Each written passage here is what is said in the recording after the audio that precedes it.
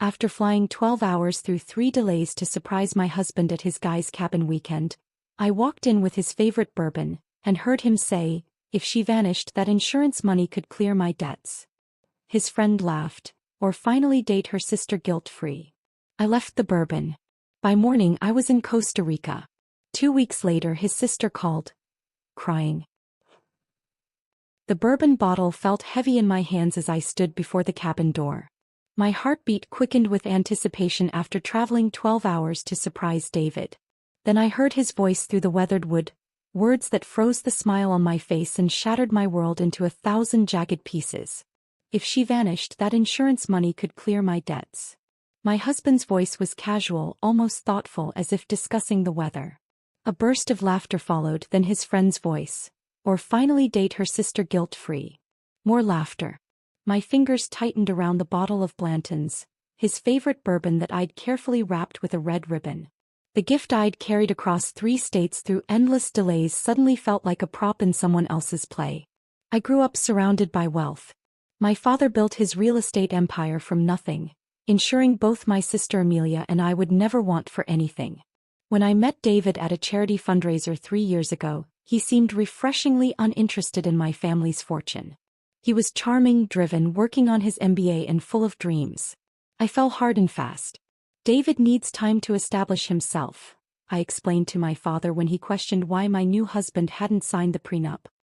He's sensitive about the money difference. I trust him.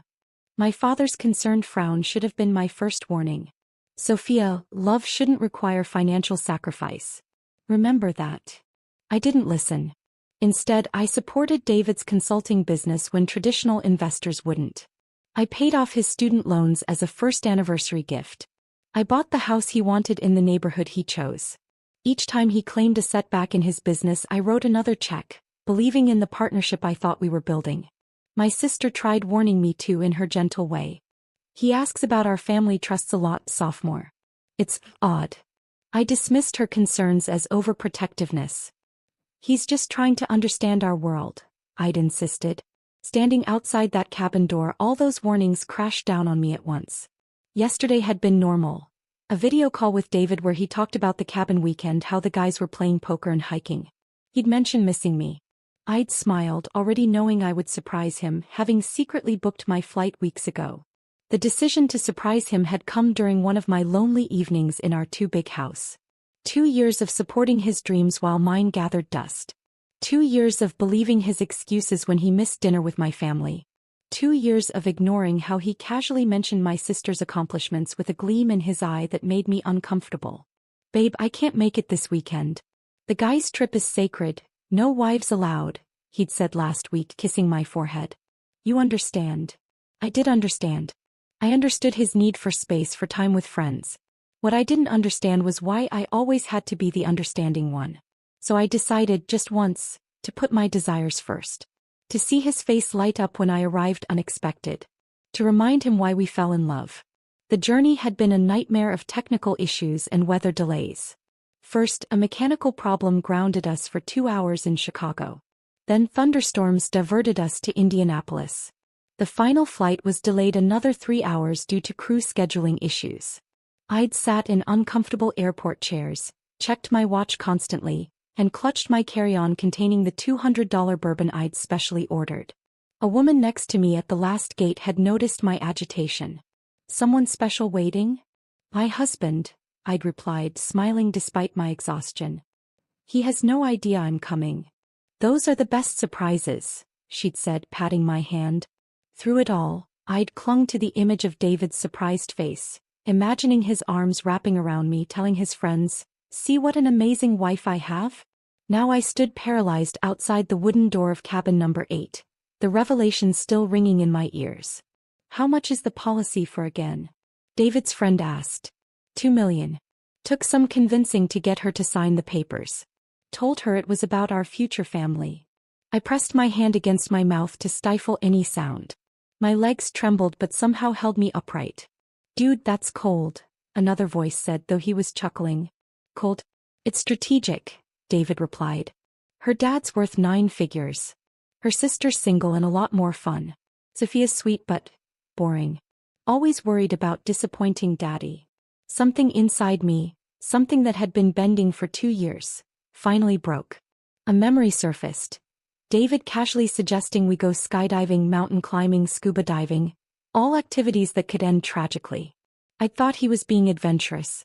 Now I understood. He was looking for accidents to happen. The bourbon bottle nearly slipped from my grasp. I set it down silently by the door, carefully removing the gift tag with my name. My wedding ring caught the porch light, its diamonds suddenly seeming gaudy and false, just like our marriage. I backed away from the door, my designer suitcase forgotten beside the bourbon. Through the cabin window I caught a glimpse of them. David and 3 friends, cards and cash on the table, beers in hand. My husband was smiling, completely at ease while discussing my death. This man who kissed me goodbye at the airport 3 days ago. This man who promised to love me through sickness and health. This man who had access to every account, every asset I owned. My wedding ring felt like it was burning into my skin. I twisted it off as I walked back to my rental car, my mind racing through all the signs I'd ignored. The questions about my life insurance. The subtle distancing from my friends and family. The accidental meetings with my sister. As I slid into the driver's seat, I placed my wedding ring in the cup holder. A small, glittering testament to a marriage built on lies. For a brief moment, I considered confronting him, imagined the satisfaction of seeing his face when he realized he'd been caught. But self-preservation won out. If he was willing to contemplate my death for money, what else might he do when cornered? I started the engine and pulled away from the cabin that held the ruins of my marriage, tears finally breaking free. But beneath the devastation, something else was forming. A cold, clear determination.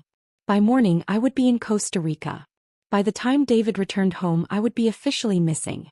Let him sweat. Let him wonder. Let him face those debt collectors alone. I may have been raised with wealth and privilege, but my father also taught me something David had clearly forgotten. Never underestimate a woman with resources and a reason for revenge. My hands didn't shake as I sat in my rental car in the dimly lit parking lot a mile from the cabin. That surprised me. The numbness had settled in, wrapping around me like a protective shield. I pulled out my phone and opened the airline app. One-way ticket. Furthest place I could think of on short notice. Costa Rica. Confirmation email arrived seconds later. No hesitation, no second thoughts. I drove to the nearest 24-hour pharmacy, purchased a prepaid phone and activated it in the parking lot. Then I called my assistant. "Megan, I need you to do something for me, no questions asked." "Of course, Ms. Reynolds. Is everything all right?" "I'm taking an extended personal trip. Emergency. I need you to cancel all my appointments for the next month. If anyone asks, including David, you haven't heard from me since yesterday." Pause. "Should I be worried about you?" "No," I said, surprising myself with how calm I sounded. "I just need time. I'll contact you when I can." I hung up and removed the battery from my regular phone. David could track that one.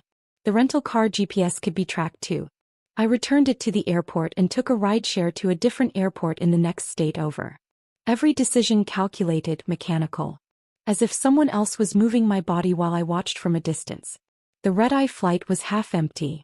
As the plane lifted into the darkness, memories flickered through my mind like an old slideshow, recontextualizing themselves in the harsh light of tonight's revelation. David commenting on my sister's dress at Christmas dinner. Amelia always had great taste. The way his eyes lingered. His suggestion that I change my will after we married. It's what responsible couples do. The hiking trip where he insisted on taking photos of me near cliff edges. Just step back a little more, honey. The swimming accident last summer, when I'd nearly drowned after he'd convinced me to swim further from shore than I was comfortable with. "You're stronger than you think," he'd said, then somehow wasn't nearby when I started struggling. His casual dismissal of my fertility concerns. "We have plenty of time for kids. Let's enjoy being just us for now." Was he waiting for the insurance policy to clear? The pieces assembled themselves into a horrifying mosaic. I wasn't a wife to him. I was a walking bank account with an expiration date of his choosing. The flight attendant touched my shoulder, startling me. "Ma'am? Would you like some water?" I realized I'd been silently crying. 16 hours and 3 flights later, I emerged into the humid Costa Rican air. My hastily packed suitcase contained 3 outfits, basic toiletries, my passport, and an envelope with $5,000 in cash that I kept for emergencies. I'd withdrawn another $10,000 from an ATM at my layover, maxing out the daily limit. My credit cards remained untouched, those could be traced. The taxi driver didn't speak much English, which suited me fine. I showed him the name of a small hotel I'd found online during my layover. Not a resort, nothing luxury. Nothing David would ever think to look for me in. Playa Hermosa, he nodded, pulling away from the airport. Through the window, lush greenery and colorful buildings blurred together. I was 3,000 miles from home, from the life I'd built, from the husband who'd been plotting my death. My wedding ring finger felt naked, the tan lines stark against my skin. The hotel, Posada del Mar, sat on a quiet stretch of beach, its weathered blue paint peeling in the salt air. The lobby consisted of a small front desk and a few rattan chairs. A ceiling fan turned lazily overhead. The older woman at the desk smiled warmly. Reservation? No, I hesitated. Do you have any rooms available? For a few weeks. She assessed me, disheveled, exhausted, eyes swollen from silent tears. Whatever she saw made her nod gently. We have a room with ocean view. Very peaceful. When she pushed the registration card toward me, I hesitated only briefly before writing Sophia Reynolds, my maiden name. A name I hadn't used in 2 years. A name that felt both foreign and like coming home. Just you, Senora Reynolds? Yes. Just me. On vacation? I paused, unsure how to answer. Starting over. Something in her eyes softened with understanding. She handed me a key, an actual metal key, not a key card. Room 8. Up the stairs, end of walkway. Very private. The irony of another room 8 wasn't lost on me. I'd stood outside one cabin door and lost everything. Now I was entering another room 8 to begin again. The room was simple. White walls, tile floor, a queen bed with a blue coverlet, and double doors that opened onto a small balcony overlooking the ocean. The bathroom had a shower with inconsistent water pressure. No air conditioning, just a ceiling fan. Nothing like the luxury hotels David and I usually stayed in. It was perfect. I dropped my suitcase and walked to the balcony. The sun was setting, painting the sky in shades of orange and pink. Waves crashed rhythmically against the shore. For the first time since hearing those devastating words, I took a deep breath. Night fell quickly in Costa Rica. I lay on the unfamiliar bed in the darkness, listening to the ocean and the unfamiliar sounds of night creatures. Reality began to crack through my protective numbness. My chest tightened. My breathing became shallow. Everything I'd been holding back crashed through. I curled into myself, sobs racking my body, muffled by the pillow I clutched against my face. I cried for the woman who had loved so blindly. For the future I thought I had. For the betrayal so deep I couldn't fathom its edges. He wanted me dead, I whispered into the darkness, the words making it real. The tears continued until there were no more left, leaving me hollow and spent. I dragged myself to the bathroom, splashed water on my face and caught my reflection in the spotted mirror. I hardly recognized myself. The woman staring back had shadows under her eyes and a hardness to her mouth that hadn't been there before. I returned to the bed and lay awake as the night hours crawled by. The ceiling fan created moving shadows across the walls. Somewhere nearby, music played faintly, then quieted. The ocean continued its endless conversation with the shore. As the first light of dawn crept through the thin curtains, I moved to the balcony and watched the sun emerge from the horizon, painting the water gold. Birds called to each other in the nearby trees. The world was continuing as if everything was normal. As if my life hadn't just imploded. I'd left everything behind. My home, my clothes, my identity as David's wife. All I had was myself. And for the first time in years I wondered if that might be enough. A knock on the door startled me. The hotel owner stood there with a tray, coffee, fresh fruit and toast. "On the house," she said simply. "First day is always the hardest." As she turned to leave, I found my voice. "How did you know?" She gave me a gentle smile. "You're not the first woman to wash up on our shore looking for a new start, Senora. You won't be the last." After she left, I sipped the strong coffee and watched the beach come to life below. Locals walked their dogs. A fisherman pushed his boat into the surf. None of them knew me. None of them had expectations. For the first time since I'd heard those devastating words through the cabin door, I felt something other than pain. I felt possibility. For the first time since I'd heard those devastating words through the cabin door, I felt something other than pain. I felt possibility. Those words became my mantra over the next few days. I repeated them to myself each morning as I watched the sun rise from my balcony, coffee in hand. A ritual Sophia, the hotel owner, had established without asking. She'd appear at my door each morning, tray in hand, gentle smile on her weathered face. On my third day, when I tried to pay her for the daily breakfast service, she waved away my money. "First you heal. Then we talk business," she said firmly. That afternoon she knocked on my door again. "Come. Walk with me." I hesitated, but something in her motherly authority made me follow.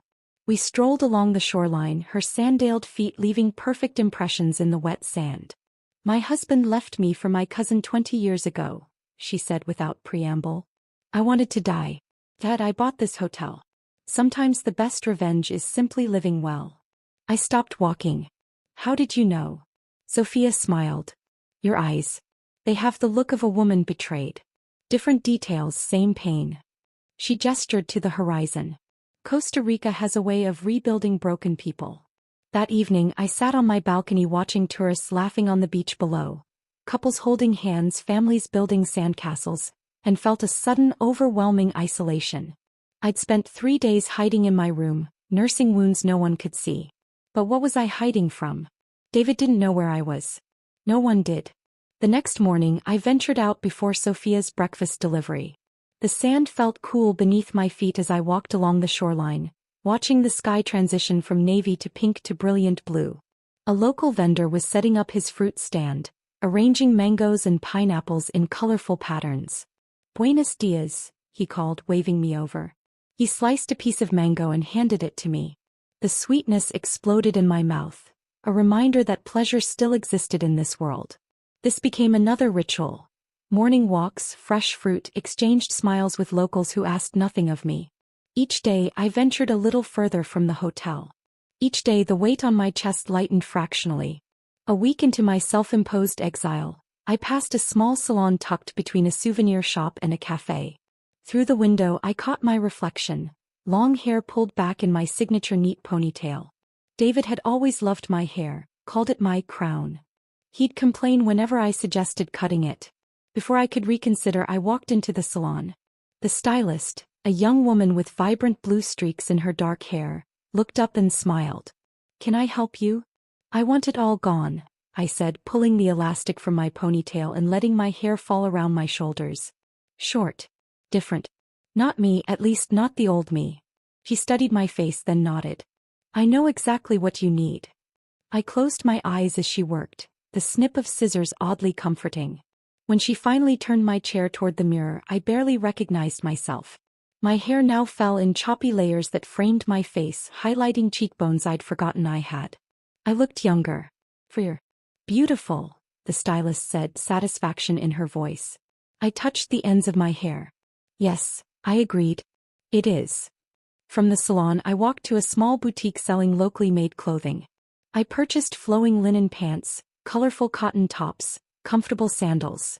Nothing like the designer labels that filled my closet at home. I threw away the clothes I'd packed, keeping only the practical items. The woman I'd been, the one who wore silk blouses and tailored slacks, who coordinated her accessories with precision, seemed like a stranger now. That evening, Sophia nodded approvingly at my transformation. "Now you look like you belong here." "I'm starting to feel like I do," I admitted. 2 days later, wandering through a quiet side street, I discovered a small art gallery. Paintings of local landscapes filled the walls. Vibrant, emotional interpretations of beaches and jungles that captured something beyond mere appearance. An elderly man sat in the corner, sketching. "You like art?" he asked in accented English, noticing my interest. "I used to paint," I replied. "Years ago. Before David. Before I set aside my creative pursuits to support his dreams. Before I became the perfect corporate wife." The man, Miguel, I later learned, handed me his sketchbook and a pencil. "Show me." I hesitated, then sat beside him. My first strokes were tentative, but soon my hand remembered what my mind had forgotten.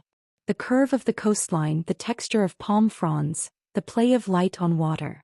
I lost track of time, lost in the simple joy of creation. "You have talent," Miguel said when I finally looked up. "Come back tomorrow. I teach you more." I did go back, day after day. The small gallery became my sanctuary. Miguel taught me new techniques, introduced me to local artists, encouraged me to experiment. I started with pencil sketches, then moved to watercolors, then acrylics. Each medium unlocked something that had been dormant inside me. "Your work has sadness," Miguel observed after a few weeks. "But also strength. This is good. Art should tell truth." 3 weeks into my stay, I finally accessed my email through the hotel's public computer. Over 200 messages awaited me, increasingly frantic ones from David, concerned ones from friends, a few from my sister wondering why I wasn't responding to her texts. The most recent from David was addressed to the police, copied to me, reporting me as a missing person, describing me as emotionally fragile and possibly suicidal. My hands trembled as I logged into our joint bank account, the one where my monthly allowance from my trust fund was deposited. The balance was zero. Every penny transferred to an account I didn't recognize 2 days after I disappeared. My separate personal account, the one David didn't know about, remained untouched. I sat back staring at the screen. He was already collecting, assuming I was dead or as good as. The insurance policy wouldn't pay out yet, but he'd taken what he could reach. The final confirmation of his betrayal should have devastated me. Instead, it hardened my resolve. That evening, as I sat on my balcony with a glass of local wine, Sophia joined me. We watched the sunset in companionable silence before she spoke. "You look different today." "Decision made." I nodded. "I think it's time to stop running and start fighting back." Sophia raised her glass. "To phoenixes then. Rising from ashes." I clinked my glass against hers. The woman who had arrived at Posada del Mar, broken, betrayed, lost, was gone. In her place sat someone stronger. Someone with a plan. I clinked my glass against Sophia's. "To phoenixes then. Rising from ashes." The plan was still forming, nebulous but strengthening. Over the next few days I began making notes, researching legal options, contacting my personal attorney through an encrypted email service. I was careful, methodical, the way my father had taught me to be with business decisions.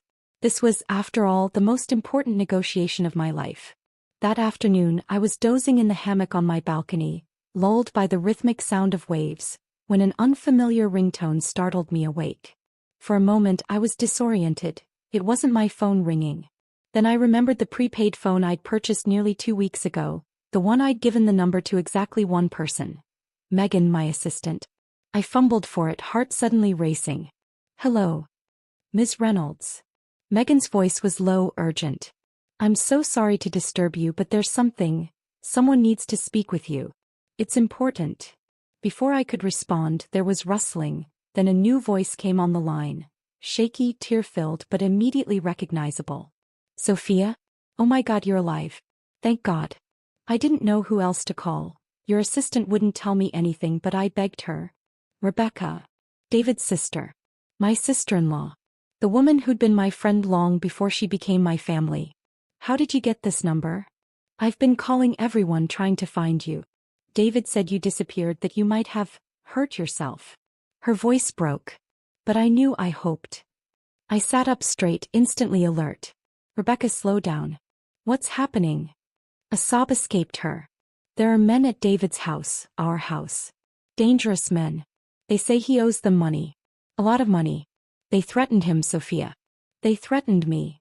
My stomach tightened. "What kind of men?" "The kind who break things. Fingers. Faces." Her voice dropped to a whisper. "They gave him 3 days to pay or they'll make an example of him. They know about me, about my house. They said if he runs, they'll take my house instead." My mind raced. Rebecca owned a small, charming craftsman she'd purchased with her teacher's salary and a loan from their parents. She'd renovated it herself, painted every wall, planted every flower in the garden. It was her pride, her sanctuary. "How much does he owe?" I asked, already dreading the answer. $300,000, she whispered. "Gambling debts. I had no idea it was this bad, Sophia. None of us did." The pieces clicked together with sickening clarity. The desperate need for my insurance money. The attempts to access my trust fund. The constant financial setbacks in his business. Not business losses at all, but gambling debt. When did this start? I don't know exactly. He's always liked to bet on games, but the men said he's been building this debt for over a year. High-stakes poker, sports betting, even some underground casino. She paused. He kept asking to borrow against my house 2 months ago. I said no. Now I understand why. I closed my eyes, remembering the weekend trips with clients, the late nights at business dinners, the mysterious calls he'd take in another room. All those lies. Where is he now? Drinking himself stupid at his place. Sophia, he's a mess. You disappearing broke him. The police suspect him in your disappearance, did you know that? And now these men. I'm scared for him. The irony was almost too much. The husband who'd contemplated my death for financial gain was now being investigated for my disappearance. Under different circumstances, it might have seemed like perfect justice. Why are you calling me, Rebecca? I kept my voice steady, though my hands were shaking. What do you expect me to do? She hesitated. I thought, if you came back, explain to the police that you just needed time away. And maybe with your family's connections, the money. You want me to pay his gambling debts. It wasn't a question. I know it's asking a lot. But they'll hurt him, Sophia. Maybe worse. And I'll lose my house. Everything I've worked for. Rebecca, always the protector of her younger brother. Always making excuses for him. Always cleaning up his messes. I'd admired that loyalty once. Now it just made me sad. Does he know you're calling me? No. He thinks you're. She couldn't finish the sentence. Dead. My husband hoped, I was dead. And his sister was asking me to rescue him from the consequences of his actions. I need time to think, I said finally. I'll call you back on this number. I hung up before she could respond and immediately called Megan back. How did she find you? I demanded. She showed up at the office hysterical, saying it was life or death. I'm so sorry. It's okay, I sighed. Just, no one else understood? Not even if they're crying. After hanging up, I walked to the beach, mind churning. The smart move was to stay hidden, let David face the consequences of his actions. Let him experience what it felt like to be desperate, afraid, alone. The debt collectors weren't my problem. His gambling addiction wasn't my problem. Her house wasn't my problem. But Rebecca had been my friend. She'd welcomed me into their family when my own was skeptical of David. She'd defended me when her mother made snippy comments about my wealthy upbringing. She'd been genuine in her affection, unlike her brother. I picked up a stone and hurled it into the ocean, watching it disappear beneath the waves. The choice before me wasn't just about David. It was about what kind of person I wanted to be in this new life I was building. The woman who fled in the night was justified in her self-preservation. But the woman I was becoming, stronger, clearer, more purposeful, she needed to make decisions she could live with. I returned to my room and called my attorney. After explaining the situation, I asked a single question. Can I pay someone else's debt without revealing my location or current status? There was a long pause. It's possible. Complicated, but possible. 2 hours and several calls later, I had my answer. I called Rebecca back. I'll handle the debt, I said without preamble. But there are conditions. Her breath caught. Anything. First, David never knows the money came from me. As far as he's concerned, I'm still missing. But the police. I've arranged for evidence of my international travels to be discovered. The investigation will shift from homicide to a missing person who doesn't want to be found. Second, you get David into rehab for his gambling. Real rehab, not a weekend program. Of course. Yes.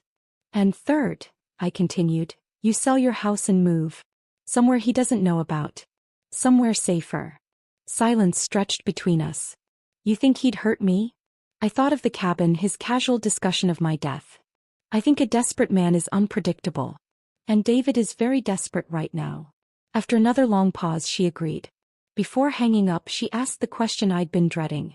Sophia, what happened? Why did you leave like that? I closed my eyes, debating how much to tell her. Let's just say I overheard something that made me realize our marriage wasn't what I thought it was. Something unforgivable. Another long silence. Was it about me?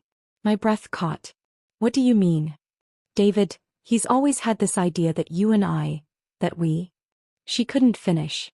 That you and I what, Rebecca? That we should be together. That I had feelings for you. Her voice was barely audible. It's why his last girlfriend left. He kept comparing her to you, then suggesting that we. The floor seemed to tilt beneath me. His friend's voice echoed in my memory. Asterisk, or finally date her sister guilt-free. Not my sister. His sister.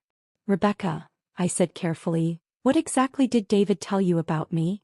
Rebecca, I said carefully, what exactly did David tell you about me? The line went silent for so long I thought we'd been disconnected. Finally her voice returned, small and uncertain. That you were unstable. That you had episodes. That you sometimes confused reality with fantasy. She paused. He said you accused him of things he never did, that you had paranoid thoughts about him wanting your money. A cold fury settled in my chest, so intense it felt like ice spreading through my veins. Not only had he planned my death, but he'd been laying groundwork to discredit me, painting me as mentally unstable to his own sister. I'm going to help you, Rebecca, I said, my voice steadier than I'd expected. But after this is done, we need to have a longer conversation about your brother.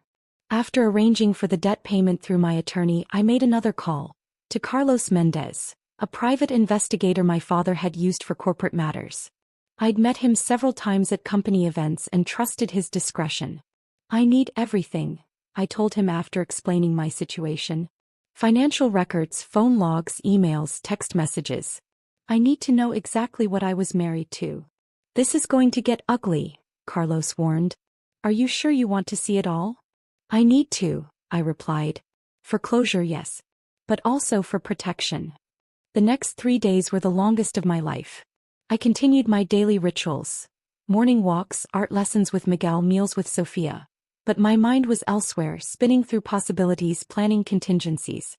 The shock of David's betrayal had crystallized into something harder, more tactical. Carlos's first report arrived via encrypted email on the 4th day. I sat on my balcony with my laptop, took a deep breath and opened the file. The evidence was methodical, devastating, and far worse than I'd imagined. 3 months after we married, David had taken out an additional life insurance policy on me, one I'd never seen or signed for. The signature on the documents was a passable forgery of my own. The beneficiary was listed as David, naturally. The payout, $5 million. I stared at the scanned documents, remembering the weekend David had insisted I try skydiving despite my fear of heights. The boating trip where he'd encouraged me to go out alone despite the approaching storm. The hiking trail where he'd suggested I pose near the cliff edge for the perfect photo. All potential accidents. All with witnesses who would testify to his concern, his warnings that I was being too reckless. I moved to the next set of files. Phone records. Hundreds of texts between David and my sister Amelia over the past 8 months. Most were innocuous on the surface. Questions about my schedule, comments about family gatherings. But the undertone was clear once you knew to look for it. He was testing waters, gauging her interest, making subtle suggestions. Amelia's responses were polite but distant. When he grew more explicit in his flirtations, she began responding less frequently. The last exchange was from 3 weeks ago. David, we need to talk privately. I have concerns about Sophia that I can only share with you. Amelia, if you're worried about my sister, talk to her directly. Or seek professional help. I'm not comfortable with these conversations anymore. I closed my eyes, a wave of gratitude washing over me. Amelia had sensed something off and created distance. She hadn't encouraged him. Hadn't reciprocated. The relief was so intense it brought tears to my eyes. The financial records were next, and they told a story of calculated deception. While claiming his business was struggling, David had maintained a secret credit card I knew nothing about. The statements showed purchases at luxury retailers, high-end restaurants, expensive hotels, none of which had been with me. There were charges from jewelry stores on significant dates. My birthday, our anniversary, Christmas. Gifts I'd never received. For other women. For gambling debts. The purpose wasn't clear, but the deception was. Most damning was evidence of an offshore account in the Cayman Islands, opened 6 months after our wedding. Regular transfers from our joint account. Money I'd provided for business expenses and investments had been funneled there instead. The current balance, $1.2 million. My money hidden away for his eventual escape. All while he insisted we needed to budget carefully for our future. All while I'd scaled back my own spending to support what I thought was our shared dream. The final document was a draft email found in David's deleted folder, addressed to my father's attorney. In it, he inquired about the conditions of my trust fund in the event of my death, specifically whether he would have control of the assets as my spouse. The email was dated 3 weeks ago, just before his cabin trip. I closed the laptop, walked to the bathroom, and was violently ill. When the nausea passed, I sat on the cool tile floor back against the wall, and allowed myself to feel the full impact of what I'd discovered. This wasn't just opportunistic betrayal. This was calculated, long-term deception. This was a man who had married me for my money and was actively plotting my death. A knock at my door startled me. Sophia stood there, concern etched on her face. "You look like you've seen a ghost," she said. I tried to smile but failed. Just learning the truth about someone I thought I knew. She sat beside me on the bed as I summarized what Carlos had found. With each revelation, her expression darkened. "Men like this," she said finally, "they never face consequences. They slip away, find new victims, start again." "Not this time," I said, surprising myself with the steel in my voice. "This time there will be consequences." That evening I emailed Carlos with new instructions. Gather everything, organize it into irrefutable evidence, and prepare to deliver it to the appropriate authorities. I also asked him to quietly contact Rebecca, to ensure she was safe and following through on her promise to seek help for David. His response came within the hour. "Rebecca has moved to her friend's house. David doesn't know where. He's accepted the anonymous family friend explanation for the debt payment. He's also drinking heavily and making threats about finding you." I forwarded everything to my attorney with clear instructions. Prepare for war but wait for my signal.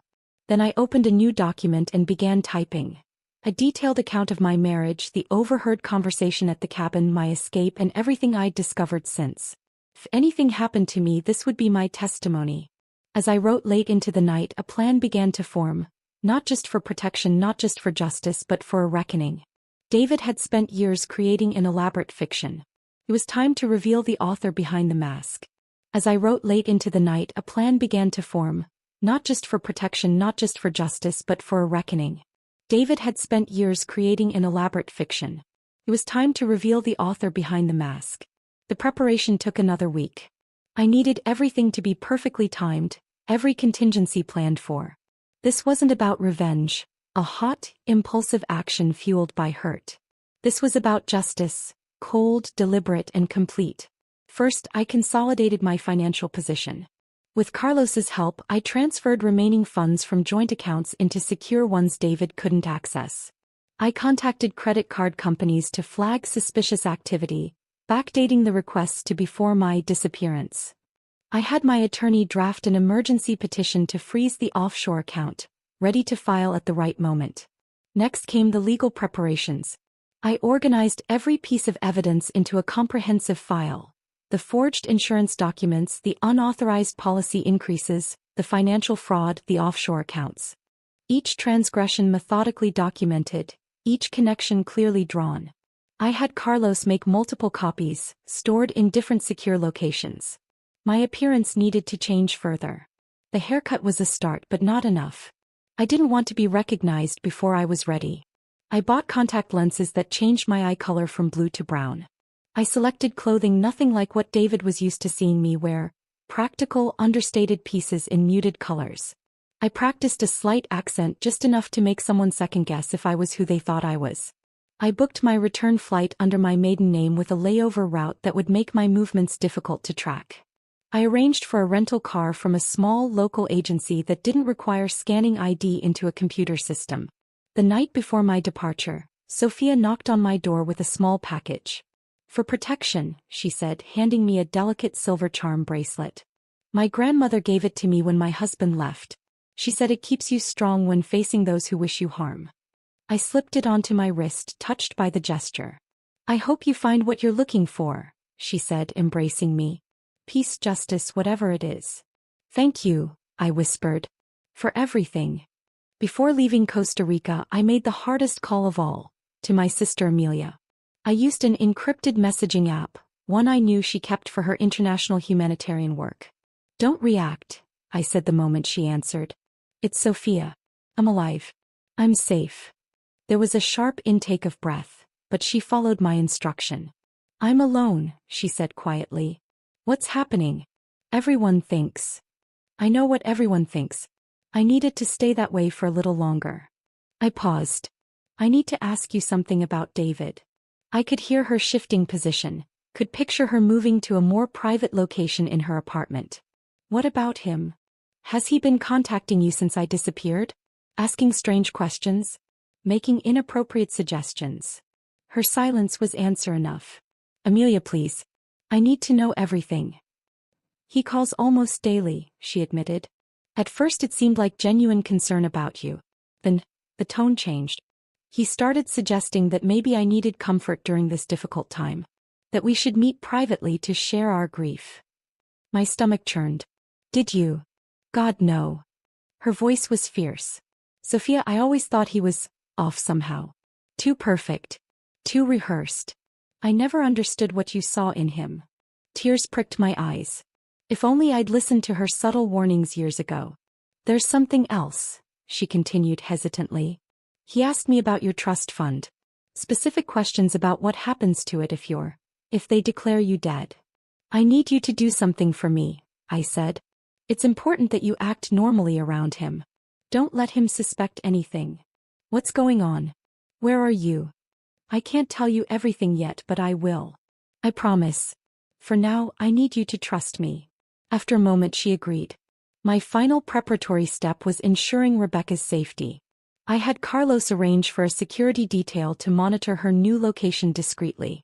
I also established an emergency fund for her through my attorney, accessible if needed. She was another of David's victims, manipulated and used in his schemes. She deserved protection. The day before my flight home, I made an anonymous call to the FBI's Financial Crimes Division. I didn't provide details, just enough information to prompt them to look closer at David's activities. The insurance fraud, the offshore accounts, the identity theft. All federal crimes. They wouldn't move immediately, but they would begin watching.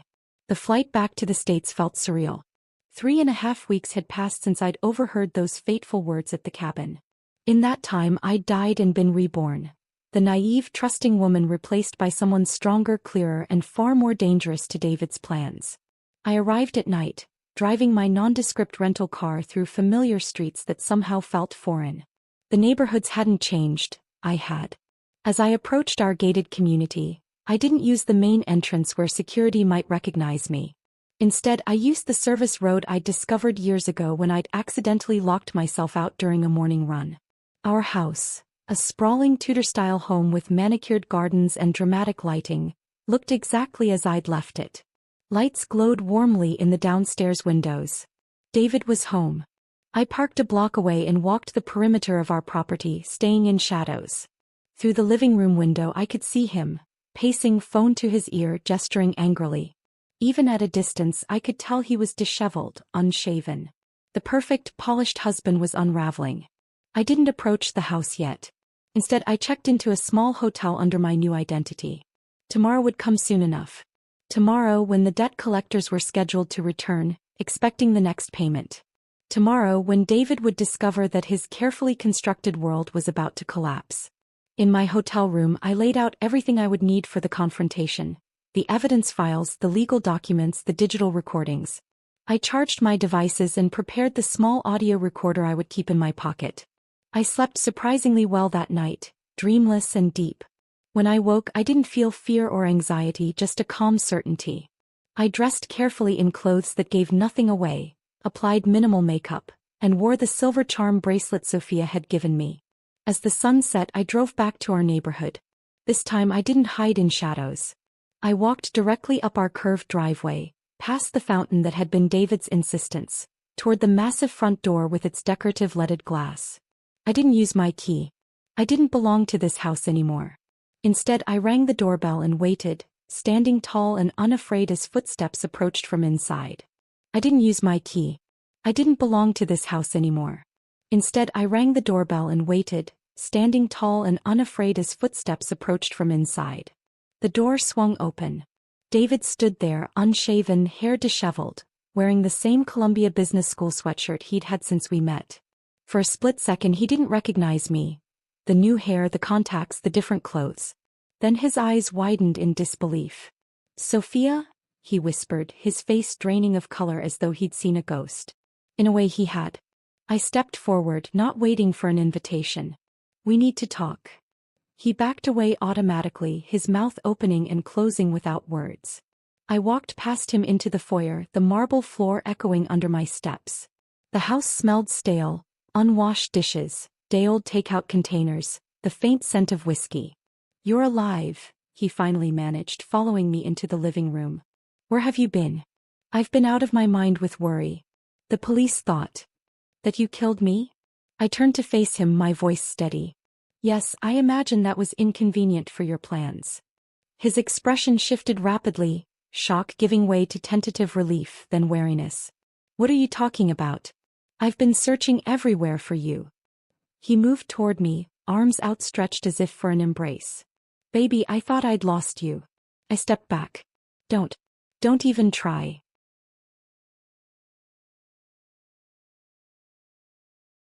The calculated charm appeared then, the expression I'd fallen for countless times. The furrowed brow of concern, the soft, hurt eyes, the slight tremble in his voice. "Sophia, whatever you think happened, whatever you're upset about, let me explain. I was at the cabin, David."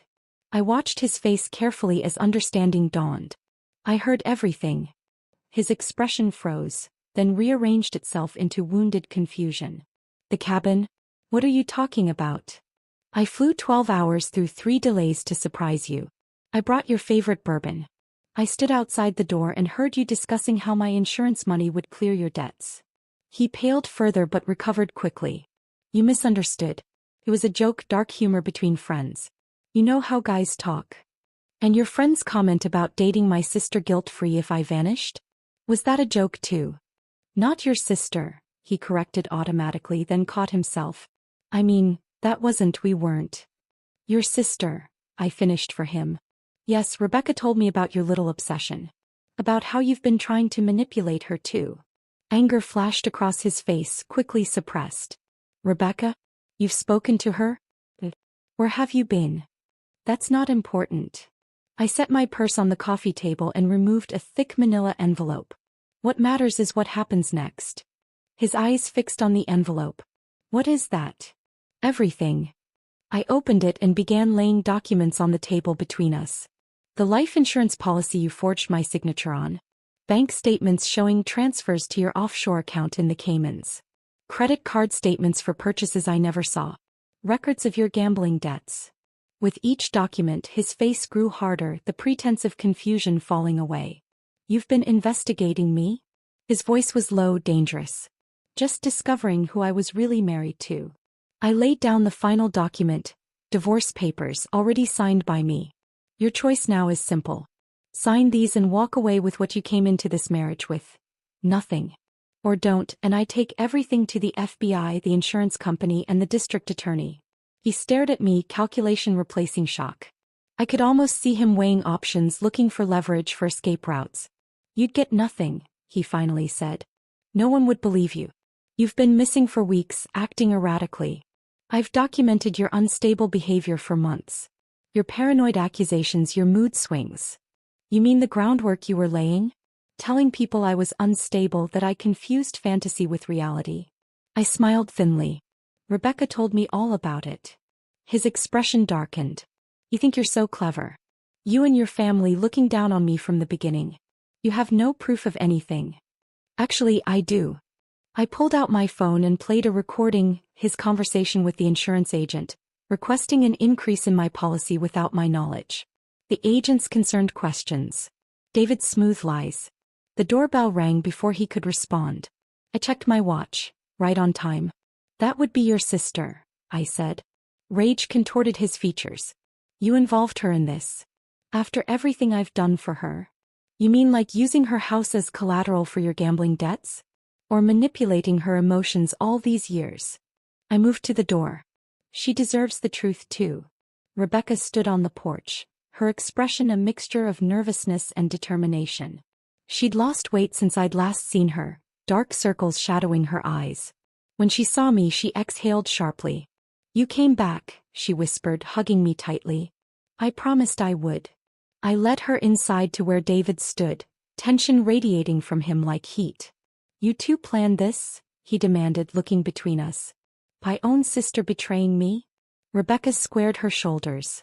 "No one betrayed you, David. You did this to yourself." I gestured to the paperwork spread across the table. "Rebecca has seen everything, David.